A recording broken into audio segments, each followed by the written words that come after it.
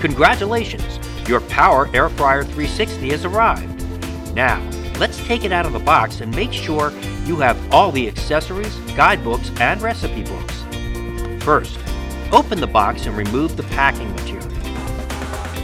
You will find the owner's manual. You will also find a recipe guide.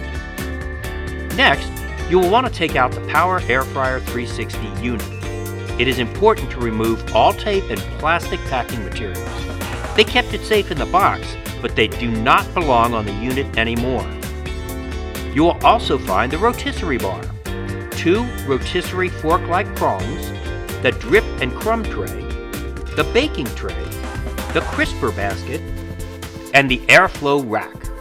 In some units, you will find 3 airflow racks, a carving stand, and the Emeril Lagasse recipe book. If your unit did not contain some of these and you would like these items, they are available separately on our website or by calling customer service at 973-287-5176. Again, remove all tape, stickers, and packing materials.